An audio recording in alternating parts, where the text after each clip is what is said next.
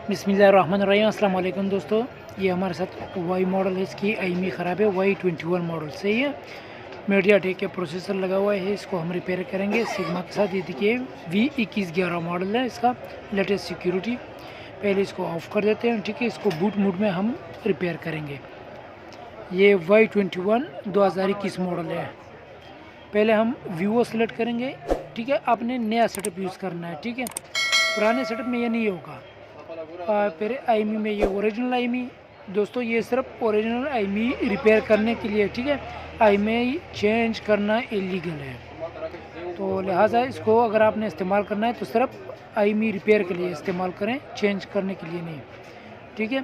ठीक है, boot mode में मैंने कनेक्ट कर दिया और ये हमारा मोबाइल सक्सेसफुली कनेक्ट हो गया। ये ज़्यादा से ज़्यादा 1 मिनट या 2 मिनट में हो जाता है, इससे ज़्यादा टाइम नहीं लगता। और ये देखिए, इसकी ओरिजिनल imei हमने रिपेयर कर दी और ये देखिए डन। मैं अभी आपको दिखा देता हूँ। मोबाइल को ऑन कर देते हैं, ठीक है।